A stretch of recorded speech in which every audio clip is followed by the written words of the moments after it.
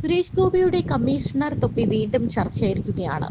ഇടുക്കിയിൽ അച്ഛന്റെയും രണ്ടാനമ്മയുടെയും ക്രൂരമർദ്ദനത്തിന് ഇരയായി തളർന്നുപോയ ഷെഫീഖ് എന്ന കുഞ്ഞിനെ മലയാളികൾ ഒരിക്കലും മറക്കില്ല. ഗണേഷ് കുമാർ പറഞ്ഞ് ആ തൊപ്പി ഈ കുരുന്നിനാണ് സുരേഷ് ഗോപി സമ്മാനിച്ചത്. പിറന്നാളിന് സുരേഷ് ഗോപി വരണമെന്നത് ഷെഫീഖിന്റെ വലിയ ആഗ്രഹമായിരുന്നു. 2014 സെപ്റ്റംബറിൽ ഷെഫീഖിന്റെ പിറന്നാൾ ദിനത്തിൽ എല്ലാ തിരക്കുകളും മാറ്റിവെച്ച് അദ്ദേഹം തൊടുപുഴയിലുള്ള ഷെഫീഖിന്റെ അടുത്തെത്തി. അന്ന് അദ്ദേഹം വെറും നടൻ മാത്രമായിരുന്നു. കേക്ക് മുറിച്ചും കമ്മീഷണർ ഹിറ്റ് ഡയലോഗുകൾ പറഞ്ഞും അവനെ സന്തോഷിപ്പിച്ചു. ഷെഫീഖിനെ കെട്ടിപ്പിടിച്ച് ചുംബനം നൽകി താരാട്ട് പാടിക്കൊടുത്താണ് അദ്ദേഹം അവിടെ നിന്നും ഇറങ്ങിയത്. ഗണേഷ് കുമാറിന്റെ തൊപ്പി പരാമർശത്തിന് പിന്നാലെ സൈബറിടത്ത് ഷെഫീഖിനെ കാണാൻ പോയ കാര്യം സുരേഷ് ഗോപി പറയുന്ന പഴയ വീഡിയോയും വ്യാപകമായി പ്രചരിക്കുന്നുണ്ട്.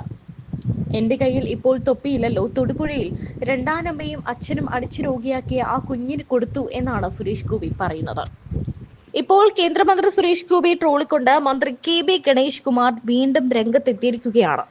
ഏറെക്കാലമായി അടുത്തറിയുന്നയാളാണ് സുരേഷ് ഗോപി. പറയാനുള്ളതെല്ലാം തിരഞ്ഞെടുപ്പിന് മുൻപ് പറഞ്ഞു കഴിഞ്ഞു. ഇനി പുതുതായി പറയാനില്ല. എനിക്ക് വർഷങ്ങളായി അറിയാവുന്ന ഒരാളെ കുറിച്ച് പ്രത്യേകിച്ചൊന്നും ഇനി പറയാനില്ല.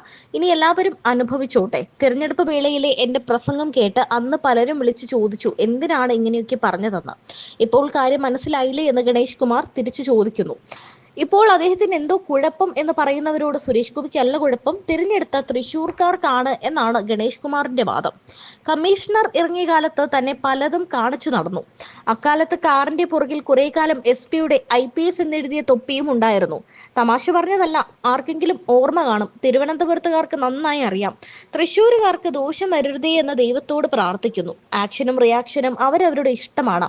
താൻ സംവിധായകനൊന്നുമല്ലല്ലോ കട്ട് പറയാൻ. ഇനി ജനം പറഞ്ഞോളുമെന്നും മന്ത്രി ഗണേഷ് കുമാർ പറയുന്നു. PWD ഗസ്റ്റ് ഹൗസിൽ നിന്നും മാധ്യമപ്രവർത്തകരെ പുറത്താക്കിയ സംഭവത്തിന് ശേഷമാണ് ഗണേഷ് കുമാറിന്റെ ഈ ട്രോളൽ. കേന്ദ്രമന്ത്രി സുരേഷ് ഗോപിയുടെ നിർദ്ദേശപ്രകാരമാണ് നടപടിയെന്ന് അധികൃതർ അന്ന് പറഞ്ഞിരുന്നു. സുരേഷ് ഗോപി കടന്നു പോകുന്ന റിസപ്ഷൻ ഏരിയയിൽ നിന്ന് മാറണമെന്നായിരുന്നു നിർദ്ദേശം. ജബൽപൂരിൽ ക്രിസ്ത്യൻ പുരോഹിതരെ BHP പ്രവർത്തകർ ആക്രമിച്ച സംഭവവുമായി ബന്ധപ്പെട്ട ചോദ്യങ്ങളോട് ക്ഷുഭിതനായി സുരേഷ് ഗോപിയുടെ നടപടി വിവാദമായിരുന്നു. ജബൽപൂരിൽ ആക്രമണത്തെക്കുറിച്ചുള്ള ചോദ്യത്തോട് അതങ്ങ് ബ്രിട്ടാസിന്റെ വീട്ടിൽ കൊണ്ടുവച്ചാൽ മതി എന്നായിരുന്നു സുരേഷ് ഗോപിയുടെ മറുപടി എന്നാണ് പുറത്തു വന്നത്. കൈരളി ചാനലിന്റെ റിപ്പോർട്ടർ ജബൽപൂർ വിഷയത്തിൽ ചോദ്യം ചോദിച്ചപ്പോഴായിരുന്നു സുരേഷ് ഗോപി പ്രകോപിതനായത്. ഇത്തരം ചോദ്യങ്ങൾ വന്നേക്കാമെന്ന ഭയന്നാണ് സുരേഷ് ഗോപി മാധ്യമങ്ങൾക്ക് മുഖം കൊടുക്കാതിരിക്കുന്നത് എന്നാണ് പറയുന്നത്. എന്നാൽ ഇതൊന്നുമല്ല സത്യം എന്ന് ജനങ്ങൾക്ക് അറിയാം. സുരേഷ് ഗോപി ഒരു കാര്യത്തിലും ചുമ്മാ പോയി അഭിപ്രായം പറയുന്ന ആളല്ല.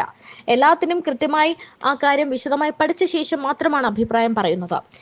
ഗണേഷ് കുമാറിന് എന്ത് യോഗ്യതയുണ്ട് സുരേഷ് ഗോപിയെ പരിഹസിക്കാൻ എന്നാണ് സോഷ്യൽ മീഡിയയും ജനങ്ങളും ചോദിക്കുന്നത്.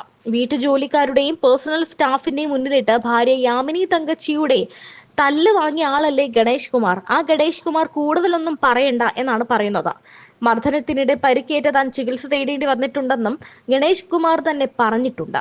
അപമാന ഭാരം കൊണ്ടാണ് ഗണേഷ് കുമാർ വിവരങ്ങൾ പുറത്തു പറയാതിരുന്നതെന്ന് അദ്ദേഹത്തിന്റെ അഭിഭാഷകൻ കോടതിയെ ബോധിപ്പിക്കുകയും ചെയ്തിട്ടുണ്ട്. ഭാര്യ മർദ്ദിച്ചതിനെ തുടർന്ന് പരിക്കേറ്റ നിലയിലുള്ള ചിത്രങ്ങളും കോടതിയിൽ സമർപ്പിച്ചിരുന്നു. ഇത്തരത്തിലുള്ള 4 ചിത്രങ്ങളാണ് കോടതിയിൽ സമർപ്പിച്ചത്. ശത്രുക്കൾക്കൊപ്പം ചേർന്ന് വ്യാജ വാർത്തകൾ ചമച്ച് മക്കളെ തന്നിൽ നിന്നും അകറ്റാൻ യാമിനി തങ്കച്ചി ശ്രമിക്കുന്നതായും അന്ന് ഗണേഷ് കുമാർ അറിയിച്ചിരുന്നു. പരസ്ത്രീ ബന്ധത്തിന്റെ പേരിൽ സംസ്ഥാനത്തെ ഒരു മന്ത്രിക്ക് തല്ല് കിട്ടി എന്ന മംഗളം വാർത്തയാണ് വിവാദങ്ങൾക്ക് തുടക്കമിട്ടത്. തുടർന്നുണ്ടായ വിവാദങ്ങളാണ് ഗണേഷ് കുമാറിന്റെയും യാമിനി തങ്കച്ചിയുടെയും വിവാഹമോചനം വരെ എത്തിയത്. ഇത്രയൊക്കെ ആയ ഗണേഷ് കുമാർ കൂടുതലൊന്നും പറയണ്ട എന്നാണ് ആരാധകരുടെ പക്ഷം.